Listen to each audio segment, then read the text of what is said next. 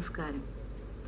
Bahrain കേരളീയ സമാജം സാഹിത്യവേദി online പ്ലാറ്റ്ഫോമിൽ ഒരുക്കിയിരിക്കുന്ന കർക്കിടകം ശബ്ദകഥകളുടെ തോരാമഴയിലേക്ക് ഏവർക്കും ഹൃദ്യമായ സ്വാഗതം. കഥകൾ വായിക്കുവാനും കേൾക്കുവാനും ഏറെ ഇഷ്ടപ്പെടുന്നവരാണ് നമ്മൾ ഓരോരുത്തരും. കഥകൾ ചിലപ്പോൾ യാഥാർത്ഥ്യമാകാം, മറ്റു ചിലപ്പോൾ അത് സാങ്കല്പികമാകാം. കഥാകാരനെ സംബന്ധിച്ചിടത്തോളം തൻ്റെ ഓരോ കഥകളും ഓരോ സൃഷ്ടികളാണ്. അതിലൂടെ തൻ്റെ കഥാപാത്രങ്ങൾക്ക് അദ്ദേഹം ജീവൻ നൽകുന്നു. അങ്ങനെയുള്ള ജീവസുറ്റ കഥകൾ നമ്മൾക്ക് ഈ ഓൺലൈൻ പ്ലാറ്റ്ഫോമിലൂടെ കേട്ടറിയാം. നോവലിസ്റ്റും കഥാകാരനുമായ ശ്രീ ജയചന്ദ്രനാണ് ഇന്ന് നമ്മൾക്ക് വേണ്ടി കഥ പറയുന്നത്. പ്രവാസ ജീവിതം പശ്ചാത്തലമാക്കി അദ്ദേഹം എഴുതിയ മെയിൻ കാഫ് ഏറെ ശ്രദ്ധിക്കപ്പെട്ട നോവലാണ്. കളിക്കോപ്പുകളുടെ ജീവിതം, ദാസ് ക്യാപിറ്റൽ, പർപ്പിൾ മലബാരി, ഗൗതമ ബുദ്ധൻ തുടങ്ങി മറ്റനേകം കഥകൾ അദ്ദേഹത്തിൻ്റെതായി പ്രസിദ്ധീകരിച്ചിട്ടുണ്ട്. ബഹ്റൈനിലെ സാഹിത്യവേദിയുടെ സജീവ പ്രവർത്തകൻ കൂടിയാണ് ശ്രീ ജയചന്ദ്രൻ. നമ്മൾക്ക് അദ്ദേഹത്തിൻ്റെ കഥയിലേക്ക് കാതോർക്കാം. ഏവർക്കും നന്ദി. എല്ലാവർക്കും നമസ്കാരം. 2017 എതിർദിശ മാസികയിൽ പ്രസിദ്ധീകരിച്ച രാമന്തളി എന്ന കഥയാണ് ഞാനിവിടെ വായിക്കുന്നത്. രാമന്തളി. അടയാളങ്ങൾ ഒന്നും തെറ്റുന്നില്ല. ശുഭകേശൻ തെക്കുംപാട് എന്ന ഈ പ്രശസ്ത വ്യക്തി 8ാം തരം വരെ എന്റെ അടുത്തിരുന്ന് ഞങ്ങളെ ഭയപ്പെടുത്തി വിലസിയിരുന്ന എന്റെ സഹപാഠിയായിരുന്ന തോക്കൻ സുനിയാണെന്ന് എനിക്ക് ആലോചിക്കാൻ കൂടി കഴിഞ്ഞില്ല. പക്ഷേ ഞാനത് വിശ്വസിച്ചേ തീരൂ. 35 കൊല്ലങ്ങൾക്കപ്പുറത്ത് പോസ്റ്റുമാഷുടെ മില്ലിന്റെ പിറകുവശത്തുള്ള പുൽമൈതാനത്തിൽ വെച്ച് അവനെന്റെ കഴുത്ത് മുന്നോട്ട് കമിഴ്ത്തി ദേഹം മടക്കി പിടിച്ച് 3-4 കുനി കുനിച്ചത് കൃത്യമായും അവൻ ഓർത്തു പറഞ്ഞിരിക്കുന്നു. ചട്ടിക്കളിക്കിടയിൽ സത്യഭാമയുടെ മുന്നിൽ വെച്ച് എന്റെ ഒരേറ് അവൻ അപ്രതീക്ഷിതമായി സ്വീകരിക്കേണ്ടി വന്നതിന്റെ പ്രതികാരമായിരുന്നു അത്. മറ്റൊരിക്കൽ അവനെ പേടിച്ച് കരഞ്ഞുകൊണ്ട് ഞൊണ്ടി ഞാൻ കള്ളുഷാപ്പിന്റെ പിന്നിലെ അരയാലിന്റെ മറവിൽ പോയി ഒളിച്ചതുപോലും അവൻ ഓർത്തിരിക്കുന്നു. അതിന്റെ കാരണവും അവൻ വള്ളി പുള്ളി തെറ്റാതെ പറയുകയുണ്ടായി. മത്തായി മാഷ് കണക്ക് പഠിപ്പിക്കുമ്പോൾ അവൻ സത്യഭാമയുടെ അരയിലേക്ക് തന്റെ ഉറച്ചു നീണ്ട കൈപ്പത്തി രഹസ്യമായി ചുറ്റിപ്പിടിച്ചത് ഞാൻ അതീവ നിഷ്കളങ്കതയോടെ മറ്റുള്ളവർ എന്ത് വിചാരിക്കും എന്ന തിരിച്ചറിവില്ലാതെ മാഷോട് വിളിച്ചു പറഞ്ഞതിന്.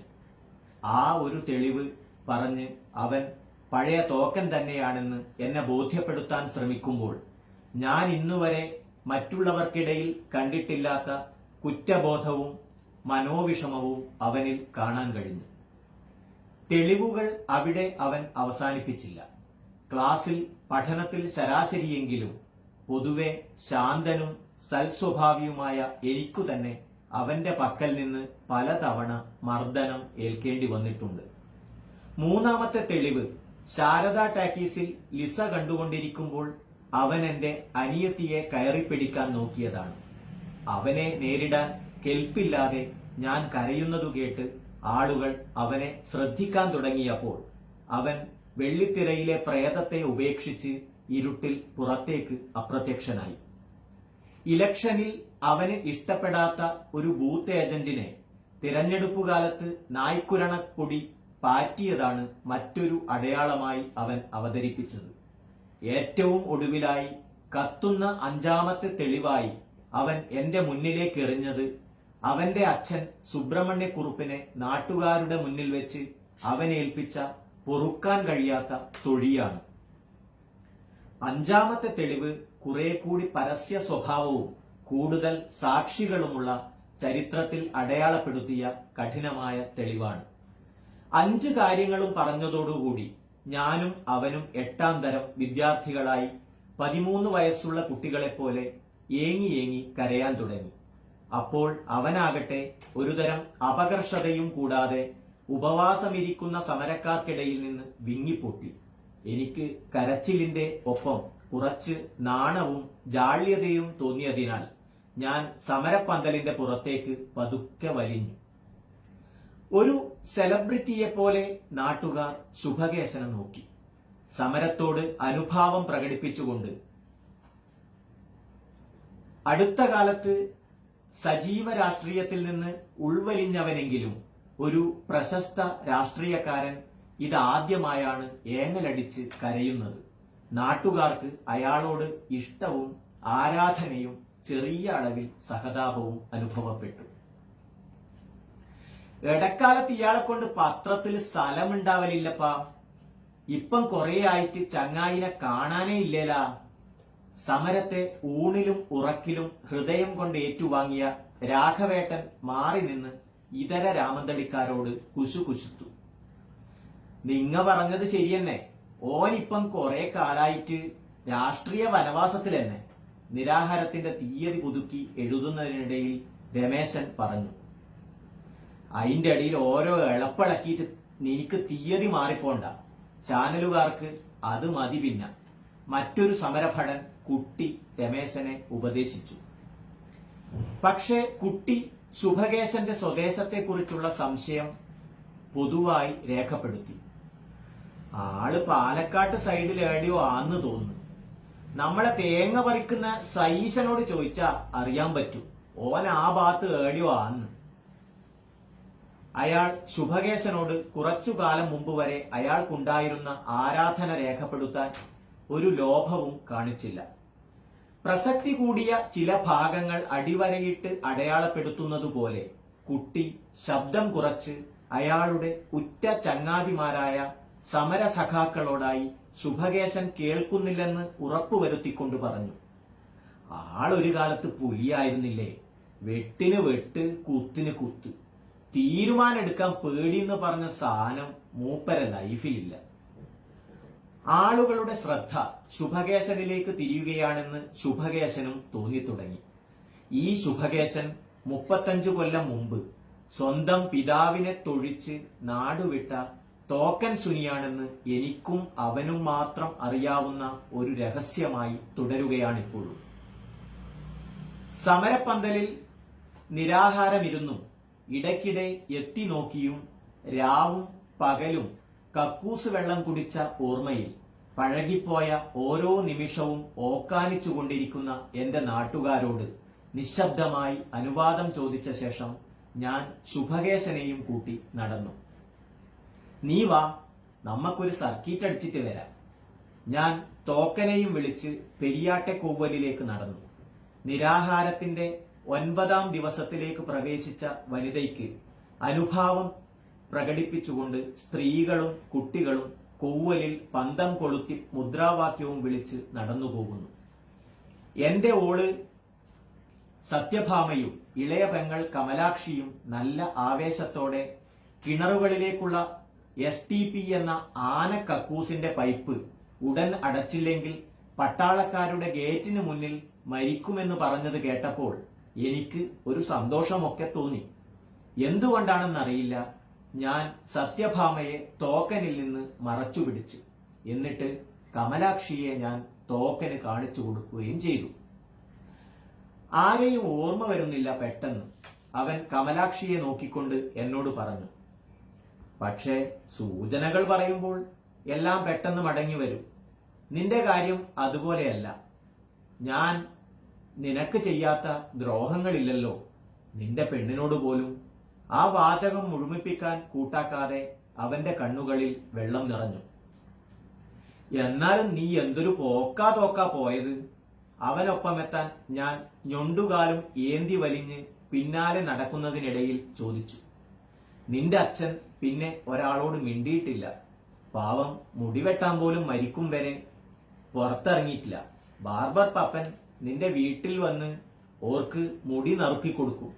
നീ കുലദ്രോഹവും ചെയ്താ നാടുവിട്ടത്, ദുഷ്ടൻ. ഞാൻ ആത്മരോഷത്തോടെ അവനോട് പറഞ്ഞു.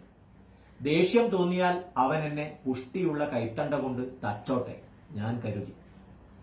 9ലേക്ക് സ്കൂൾ പൂട്ടിയ സമയം ഞാൻ വിഷുവിന്റെ അമിട്ടൊച്ച സ്വപ്നം കണ്ട് രാവും പകലും ആവേശത്തിൽ കഴിയുന്ന ഒരു ദിവസമാണ് അവൻ ഏഴിമല മുറിച്ച് കൂവിപ്പോയ ഒരു തീവണ്ടിക്ക് എങ്ങോട്ടേക്കോ നാടുവിട്ടത്.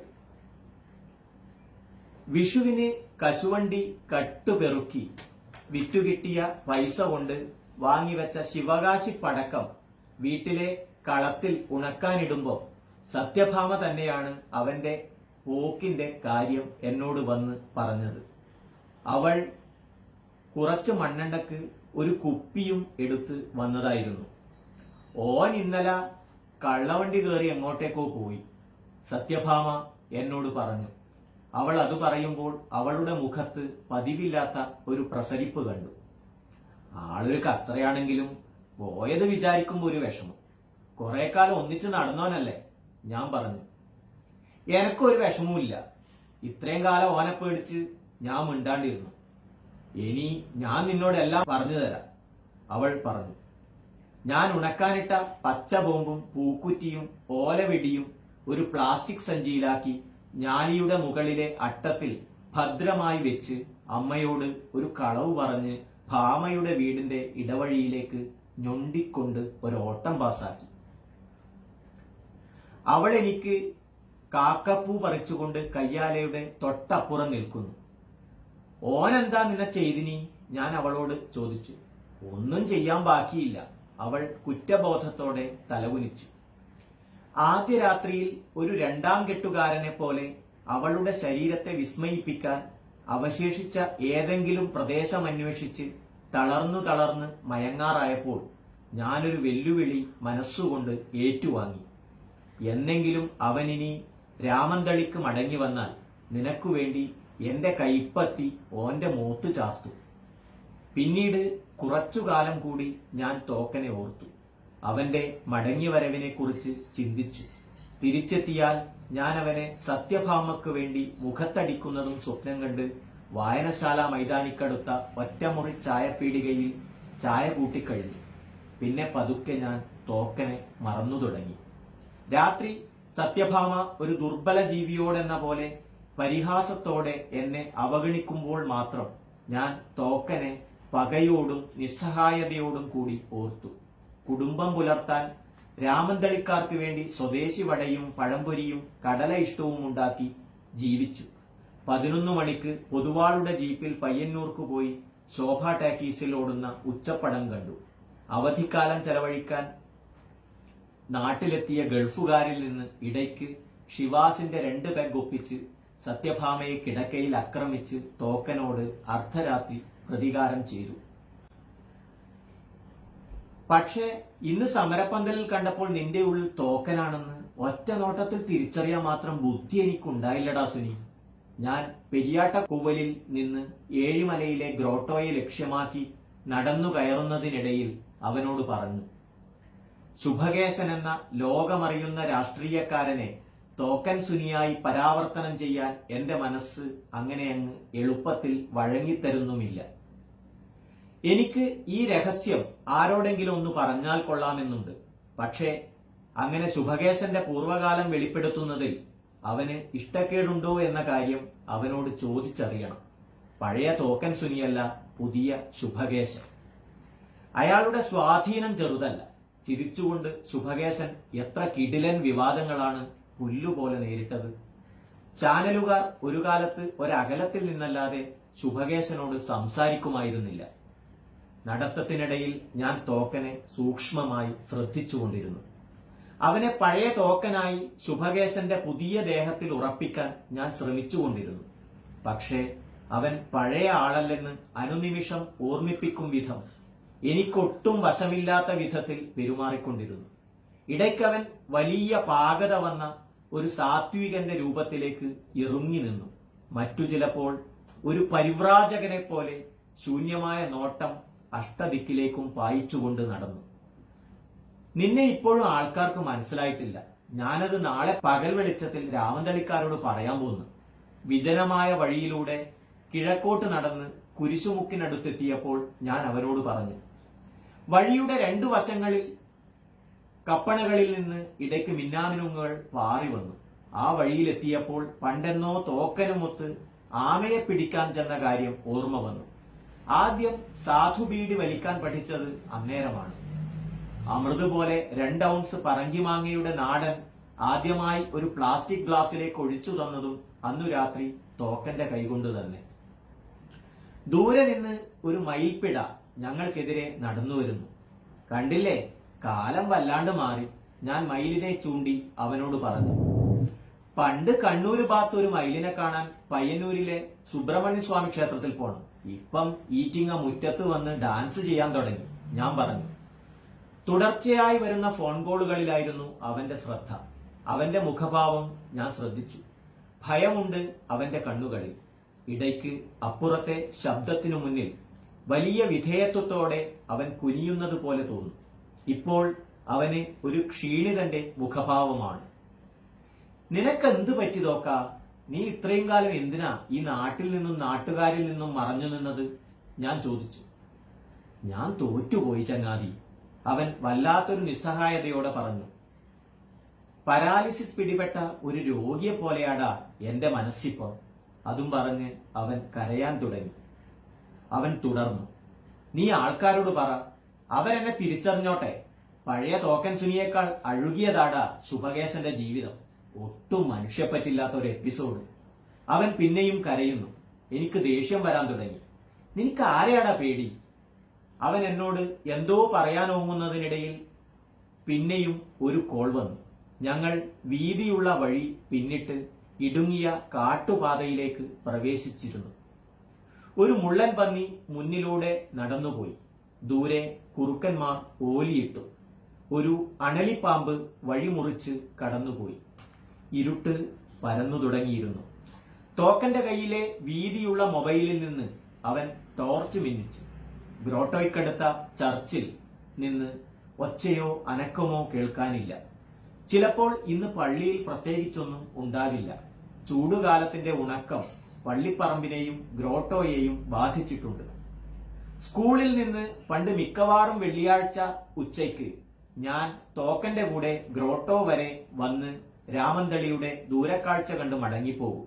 ഗ്രോട്ടോയുടെ മീതെ കയറി നിന്നാൽ പടിഞ്ഞാറോട്ട് നോക്കിയാൽ കടലിൽ ഉറച്ചുപോയ ഒരു വിദേശ കപ്പലിന്റെ കൊടിമരം കാണാം. കിഴക്കോട്ട് നോക്കിയാൽ ഇടയ്ക്ക് തീവണ്ടി പുതിയ പുഴ മുറിച്ച് കണ്ണൂരേക്കും കാസർകോടേക്കും പോകുന്നത് കാണാം. കൊക്കാനിശ്ശേരിയിലെ ഓട്ടു കമ്പനിയുടെ ചിമ്മിനിയുടെ ഉച്ചിയിൽ നിന്ന് പുക ആകാശത്തിൽ കലരുന്നത് കാണാം. ഗ്രോട്ടോയുടെ മുകളിൽ കയറിയപ്പോൾ എനിക്ക് സത്യഭാമയെ ഓർമ്മ വന്നു. അവൾക്ക് ഞാൻ കൊടുത്ത വാക്ക് ഓർമ്മ വന്നു. ഭീരുവായ ഒരു എതിരാളിയായി തോക്കൻ എന്റെ തൊട്ട് മുന്നിൽ ഇരിക്കുന്നു. എന്റെ ഓളുടെ ചാരിത്ര്യം അപഹരിച്ച വൃത്തികെട്ടവൻ എനിക്ക് തൊടാവുന്ന അകലത്തിൽ ഒരു കുഞ്ഞിന്റെ മാനസികാവസ്ഥയിൽ കഴിയുകയാണ്. ഞാൻ എന്റെ ഉള്ളിലെ ശക്തി ഊക്കോടെ പുറത്തെടുത്തു. എനിക്ക് പറ്റാവുന്ന ഒച്ചയിൽ ആ ഇരുട്ടിനെ കുത്തിത്തുളച്ച് ഞാൻ ആക്രോശിക്കാൻ വാ തുറന്നു. പക്ഷേ ശബ്ദം തൊണ്ടയിൽ പാതി വഴിയിൽ നിലച്ചുപോയി. ഞാൻ എന്റെ കൈ തോക്കന്റെ നേർക്ക് ഉയർത്തി. പക്ഷേ ഞാൻ ഉദ്ദേശിച്ച രീതിയിൽ എന്റെ കൈ അവന്റെ മുഖത്ത് വീഴ്ത്താൻ എനിക്കായില്ല. തോക്കന്റെ നേർക്ക് ഉയർന്ന എന്റെ കൈ ശുഭകേശൻ എന്ന മറ്റൊരാൾ ഒരു മജീഷ്യനെ പോലെ തട്ടി അകറ്റുന്നതായി എനിക്ക് തോന്നി. കുറെ കാലമായി മാധ്യമങ്ങളിൽ നിറഞ്ഞു നിൽക്കുന്ന ശുഭകേശൻ എന്ന രാഷ്ട്രീയക്കാരനെയാണ് എനിക്ക് കൂടുതൽ അറിയാവുന്നത്. അയാളെ എനിക്ക് ഇത്ര പേടിയുണ്ടെന്ന് ഞാൻ ഇപ്പോഴാണ് അറിയുന്നത്. തോക്കൻ പക്ഷേ എന്റെ പ്രവൃത്തി കണ്ട് ഒരു ഭാവമാറ്റവും വരുത്തിയില്ല. അവന്റെ കണ്ണുകളിലെ കുറ്റബോധവും നിസ്സഹായതയും എനിക്ക് മനസ്സിലാവുന്നുണ്ട്. ഞാൻ കലിപ്പ് വിട്ട് അപ്പോൾ തന്നെ സാധാരണ മട്ടിലേക്ക് മടങ്ങിപ്പോയി. നീ നാളെ സമരപ്പന്തലിൽ വന്ന് നിരാഹാരമിരിക്കണം.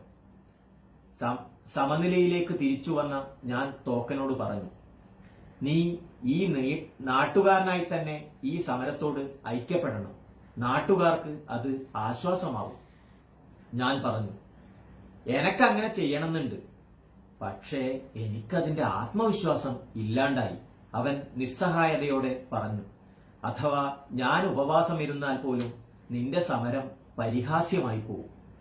ഒരു താങ്ങുപോലെ അവൻ എന്റെ ചുമലിലേക്ക് കൈയിറക്കി എന്റെ ചെവിയിൽ സൗമ്യമായി പറഞ്ഞു, ഒരു ക്വാർട്ടർ കിട്ടുക. ഉറക്കം വരണമെങ്കിൽ ഇപ്പോ അത് പതിവാ, അല്ലെങ്കിൽ രാത്രി പേടിയാവും. താഴെ എത്തിയിട്ട് നമുക്ക് നോക്കാപ്പ, സാധനം കിട്ടും, നീ ബേജാറാവണ്ട. ഞാൻ അവനെ ആശ്വസിപ്പിച്ചു. മദ്യപിച്ചാൽ ഞാനും ഒന്ന് ഉഷാറാവും, ധൈര്യവും കിട്ടും. ഒരുപക്ഷെ സത്യഭാമക്ക് ഞാൻ കൊടുത്ത വാക്ക് എനിക്കപ്പോൾ പാലിക്കാനാവുമായിരിക്കും, ഞാൻ ഉള്ളിൽ കരുതി. പക്ഷേ ക്വാർട്ടർ കഴിച്ച് മയക്കം പിടിക്കുമ്പോൾ തോക്കൻ എവിടെ കിടന്നുറങ്ങും? അവനെ വീട്ടിലേക്ക് ക്ഷണിക്കാൻ എനിക്ക് ധൈര്യം പോരാ. മനുഷ്യന്റെ സ്ഥിതി പ്രവചിക്കാൻ കഴിയില്ല. സത്യഭാമയെ കാണുമ്പോൾ ചിലപ്പോൾ അവന്റെ പുതിയ സാത്വിക ഭാവവും ദൈന്യതയും പമ്പ കടക്കാനും ഇടയുണ്ട്. ഇറക്കത്തിൽ പെരിയാട്ടെക്കോവലിലേക്ക് വേഗതയോടെ നടക്കുന്നതിനിടയിൽ ഞാൻ ആലോചിച്ചു കൂട്ടി. ഞാൻ അവനോട് ചോദിച്ചു, നീ ഒന്നുകിൽ ഈ രാത്രി ഓട്ടോ പിടിച്ച് പയ്യന്നൂർ റെയിൽവേ സ്റ്റേഷനിലേക്ക് പോ, വണ്ടി കിട്ടും മടങ്ങിപ്പോവാൻ.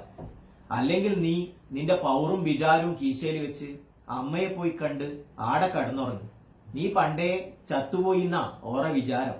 നീയും കുറുപ്പാട്ടനും തമ്മിലുള്ള പ്രശ്നത്തിൽ ഓർ എന്ത് പിഴച്ചു? നീ പോത്തുപോലെ വളർന്നിട്ടും പെറ്റമ്മേനെ തിരിഞ്ഞു നോക്കാൻ തോന്നിയിട്ടില്ലല്ല. നീ കരിങ്കല ചെങ്ങായി. എനിക്കതോർത്ത് തോക്കനോട് അരിശം തോന്നി. ഞാൻ അത്രയും പറഞ്ഞപ്പോൾ അവന്റെ കണ്ണുകൾ നിറഞ്ഞൊഴുകാൻ തുടങ്ങി.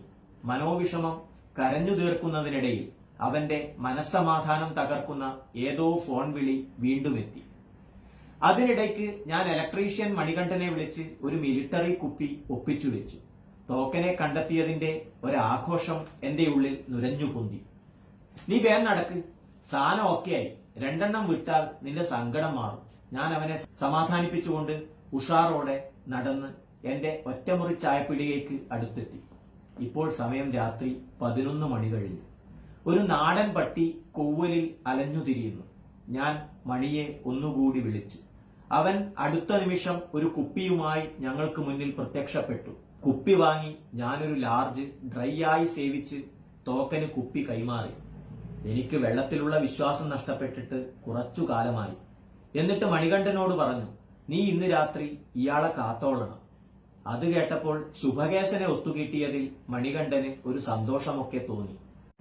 ആ സമയത്തും ഭാമയ്ക്ക് കൊടുത്ത വാക്ക് പാലിക്കാൻ ഞാനൊരു ശ്രമം നടത്തി നോക്കി. എന്തോ എന്നെ പോലെ ഒരാൾക്ക് അതൊന്നും പറഞ്ഞിട്ടുള്ളതല്ലെന്ന് ഉള്ളിൽ നിന്നാരോ എന്നെ ഒരിക്കൽ കൂടി ഉപദേശിച്ചു.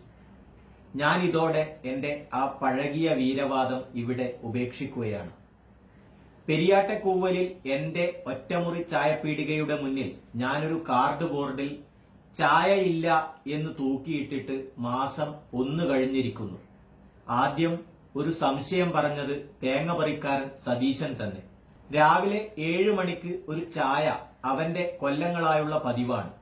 അവൻ ചായ ഇറക്കി അതിലും വേഗത്തിൽ പതിവില്ലാത്ത വിധം മരബെഞ്ചിലേക്ക് ഒരൊറ്റ തുപ്പലായിരുന്നു. നീ തീട്ടം കലക്കിയിട്ടാ ചായ ഇടുന്ന്? അവനങ്ങനെ എടുത്താൻ പിടിച്ചാൻ പറയാത്ത ചങ്ങാതിയാണ്. എന്തെങ്കിലും കാര്യം കാണാതെ അവൻ ഒച്ച പുറത്തെടുക്കില്ല. തലേന്ന് വെച്ച മത്തിക്കൂട്ടാൻ തൊട്ട കൈകൊണ്ട് തൊട്ടിട്ട് വല്ല മൊയങ്ങ് നാറ്റോ മറ്റോ ആയിരിക്കും. മറ്റാരപ്പ അയില് തൂറിയിടുന്ന്? ഒരു കട്ടൻ ചായ കഴിക്കാനെത്തിയ കേളുകോമരം എനിക്കൊരു സപ്പോർട്ട് തന്നു. ഞാൻ സതീശനോട് ഗ്ലാസ് വാങ്ങിച്ച് മണപ്പിച്ചു നോക്കി. സംഭവം എനിക്കും ഒരു പന്തികേട് തോന്നി. ഒരുമാതിരി കെട്ട വാസന മൊത്തത്തിൽ. ഞാൻ കോമരത്തിന് കൊടുക്കാനോങ്ങിയ കട്ടൻ അതേ സ്പീഡിൽ തിരിച്ചെടുത്ത് അടുക്കളയിലേക്ക് ഓടി. സമോവറിലെ കുലുങ്ങിത്തിളക്കുന്ന വെള്ളത്തിലേക്ക് മൂക്കടുപ്പിച്ച് ഒന്ന് ചെറുതായി ശ്വാസം പിടിച്ചു നോക്കി. അതേ ദുർഗന്ധം. ഞാൻ എന്റെ ഓള് സത്യഭാമയെ വിളിച്ച് ഒച്ച കുറച്ച് ചോദിച്ചു, എന്നെ വല്ല മണമുണ്ടാ? അവൾ അരിയാട്ടൽ നിർത്തി എഴുന്നേറ്റ് വന്ന് എന്റെ ദേഹത്തോട് പറ്റി നിന്ന് മൂക്ക് വിടർത്തി. ഉണ്ട്, നിങ്ങൾ ഗ്യാസ് വിട്ടതായിരിക്കും. അവൾ മക്കാറാക്കി പറഞ്ഞപ്പോൾ എനിക്കാകെ ഒരു ബമ്മട്ട്. ഇനി എന്റെ അറിവ് കൂടാതെ എനിക്ക് വല്ലതും പറ്റിപ്പോയോ എന്നറിയണമല്ലോ. ഞാൻ അകത്ത് പോയി അരയിലെ മുണ്ടഴിച്ച് കണ്ണാടി പിന്നിൽ പിടിച്ച് സാഹസപ്പെട്ട് കുണ്ടി മാറി മാറി പരിശോധിച്ചു നോക്കി. ഇല്ല, ഒരു വൃത്തികേടും ഉള്ളിൽ കാണാനില്ല. നാടിന് മൊത്തത്തിൽ എന്തോ ഒരു പന്തികേട് പറ്റിപ്പോയി കാണും. ഞാൻ കാറ്റിൽ മണം പിടിച്ചു. മലം നാടിന്റെ ശ്വേതഗ്രന്ഥികളിൽ ഇടപെട്ടു തുടങ്ങിയിരിക്കുന്നു. എനിക്ക് തോന്നി ആരോ സമനില തെറ്റി കിണറുകളിൽ ശൗചം ചെയ്തു തുടങ്ങിയിരിക്കുന്നു. അന്നു രാത്രി എനിക്ക് സത്യഭാമയെ കിടക്കയിൽ വെച്ച് പരിക്കേൽപ്പിക്കാൻ എത്ര ശ്രമിച്ചിട്ടും സാധിച്ചില്ല. രാമന്തളിയുടെ കാൽവെള്ളയിലൂടെ മലഗന്ധം മുറി തുളച്ചെത്തുന്നു. എനിക്ക് ശ്വാസം മുട്ടുന്നത് പോലെ തോന്നി. ആരെയാണ് മലം മണക്കുന്നത്? നിന്നെയോ എന്നെയോ? നമ്മുടെ ഈ കുടുസായ കിടപ്പുമുറിയോ? ഞാൻ ഉറക്കം വരാതെ ആധിപ്പെട്ടുകൊണ്ട് സത്യഭാമയോട് ചോദിച്ചു. അവൾ പതിവില്ലാത്ത വിധം ഇരുട്ടിൽ നിന്ന് ആത്മഗതം കൊണ്ടു. നമ്മളെ രണ്ടാളെ വിയർപ്പിനും പതിവില്ലാത്തൊരു നാറ്റമുണ്ട്. സെപ്റ്റിക് ടാങ്കിന്റെ ഓട്ടേന്ന് വരുന്ന അതേ കെട്ട നാറ്റം. അവൾ ഉറങ്ങാൻ വയ്യാതെ തിരിഞ്ഞും മറിഞ്ഞും സമയം തള്ളി നീക്കി. എനിക്കും അവൾ പറഞ്ഞത് ശരിയായി തോന്നി. നാട് ആകപ്പാടെ ഒരു കക്കൂസായി രൂപാന്തരം സംഭവിച്ചതുപോലെ എനിക്ക് തോന്നി. സത്യേ, നമ്മ ഇപ്പം ഏടിയാന്ന്? കക്കൂസിന്റെ പുറത്തോ ആത്തോ? എന്റെ ചോദ്യം കേട്ട് സത്യഭാമ മിഴിച്ചു നോക്കി. എന്നിട്ട് പറഞ്ഞു, ടാങ്കിന്റെ മേലെ ആവും. തായ പട്ടാളക്കാരെ SPTന്റെ പൈപ്പിന്ന് മല ഒലിച്ച് കിണറ്റിലേക്ക് ഇറങ്ങുന്നത് പോലെ കുടുകുടാന്നൊരു ഒച്ച ഞാൻ ഇന്നലെ പൊലച്ചക്ക് സ്വപ്നത്തിൽ കേട്ടു. പൊലച്ചക്ക് കാണുന്നതൊന്നും വെറും തോന്നലാവൂലപ്പാ. നിങ്ങ കണ്ടോ? അവൾ എന്നെ അത്ഭുതപ്പെടുത്തിക്കൊണ്ട് വിശദീകരിച്ചു. തോക്കനെ മണികണ്ഠനെ ഏൽപ്പിച്ച് വീട്ടിലെത്തിയ ഞാൻ ഒന്ന് നടുനിവർക്കാമെന്ന് കരുതി കിടക്കയിലേക്ക് ചാഞ്ഞതും എന്നെ ആരോ വിളിക്കുന്നു. നോക്കിയപ്പോൾ മണികണ്ഠനാണ്. അയാൾക്ക് ഒറ്റക്ക് കിടക്കാൻ ധൈര്യം വരുന്നില്ല. നിങ്ങളെ കിടക്കാൻ വിളിക്കുന്നു, മണി പറഞ്ഞു. അവൻ കൂട്ടിച്ചേർത്തു, കക്ഷി 5-6 എണ്ണം ഒറ്റ വിരിക്ക് കയറ്റി. ഇടക്കിടക്ക് കരച്ചിലും ബഹളവും തന്നെ. വല്ലാത്ത പേടിത്തൊണ്ടന്റെ കളിയാ മൂപ്പർക്ക്. നിങ്ങ ഒന്ന് ബാ. മണികണ്ഠന്റെ വീട്ടിൽ നട്ടപ്പാതിരേക്ക് ഒരു ചെറിയ ടോർച്ചും മിന്നിച്ച് ഞാൻ എത്തുമ്പോഴേക്കും കഥയ്ക്ക് ഒട്ടും പ്രതീക്ഷിക്കാത്ത മറ്റൊരു ക്ലൈമാക്സ്. സമരത്തിന് തന്റെ ഐക്യദാർഢ്യം രഹസ്യമായി അറിയിക്കാൻ വേണ്ടി സമരപ്പന്തലിലേക്ക് തോക്കൻ ഒറ്റക്ക് പോയത്രേ. എനിക്ക് തോക്കനോട് സത്യമായും സഹതാപവും ദേഷ്യവും തോന്നി. നാട് മുഴുവൻ ശുദ്ധജലത്തിനു വേണ്ടി പോരാടുമ്പോൾ അക്കാര്യം തുറന്നു പ്രഖ്യാപിക്കാൻ കഴിയാത്ത തോക്കന്റെ ഭീരുത്വം എന്നെ ഞെട്ടിച്ചു. ഞാൻ ആ സെക്കൻഡിൽ നിരാഹാരത്തിന്റെ 9ാം ദിവസവും പ്രതിരോധത്തിന്റെ ഉജ്ജ്വല ഗാഥയായി മാറിയ പോരാളി വനിതയെ വിളിച്ച് സത്യം പറഞ്ഞു. ഓൻ നാട് വിട്ടുപോയ തോക്കൻ സുനിയാണ്, സുബ്രഹ്മണ്യക്കുറുപ്പിന്റെ മോൻ. ഓൻ ചത്തുപോയിന്ന നാട്ടുകാരിയും ഓന്റെ ചാവാൻ കിടക്കുന്ന അമ്മേന്റെയും വിചാരം.